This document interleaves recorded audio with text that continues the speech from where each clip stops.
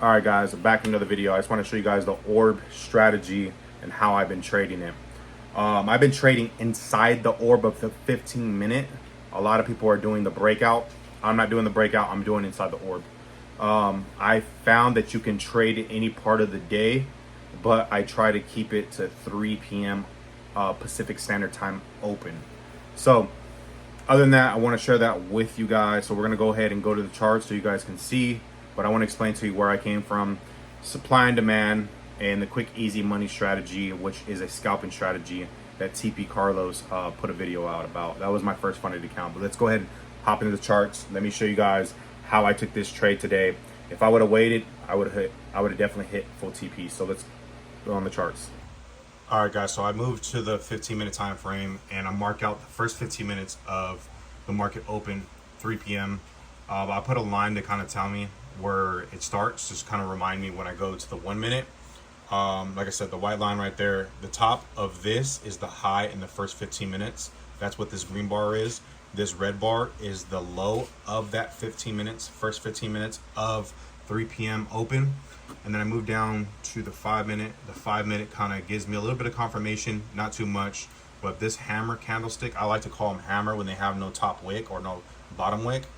And then I moved down to the 1 minute to look at it. What I do is go to the top, and it's been working like this, whether it's trending or not trending. I believe that it's stronger when it is trending and you're doing the direction of the trend. It pushes a lot stronger. If you see this right here, the top, we are in this area right here. So I think it was 316 is when we opened the charts and we're signed in and everything. So I looked at the highest, the higher high. Well, no, I wouldn't say a higher high, but the highest point of this green candlestick on this major push. So I looked at that, and what I did is I waited for it to touch the zone. So kind of like a break a candle in a way, you want to say that. So like I said, it was down here, came down, pushed up a little bit, broke that high right here of this green candlestick. Right here, let me see if I can get a little bit closer for you guys. This right here so you guys can see it. This candlestick, as soon as a candle broke that, I entered the trade. So the trade played out. I got out a little bit early. I took my stop loss to kind of protect profits, and I moved it up here a little bit above the right here. Actually right there. Moved it right there for 106 for the day. But if I would have let it play out, I'm just showing you guys how I, take these entries. I know somebody was asking in the comments how I take these entries. I do take it on the 1 minute time frame, but I do look at the 5 minute as a kind of confirmation in a way. So you want different confluences to add up to be able to take that trade. I believe that when it hits this middle part, or whatever part is the highest or the lowest, depending if you're going longs or shorts, so if you're going bullish or bearish, to be able to take that trade. So but yeah, you see this right here. This is where we entered. We entered at this point, this candlestick, and then we exited up here, right in this area right here. I believe right here. No, we exited right here.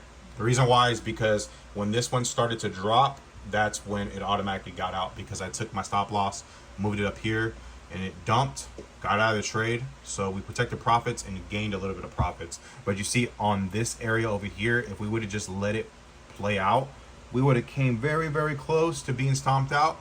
But as you see, it pumped back up, and then boom, it hit our TP.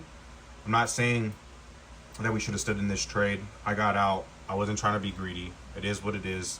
But this is how I take my trades, guys. I just want to share that with you guys. Somebody was asking in the comments how I take my trades. This week we are definitely positive. Last week we're positive. Went on a little tilt last night. Took like 3 or 4 trades last night. I think it was two losses and 1 win, I believe. Yeah, it was 2 losses and 1 win.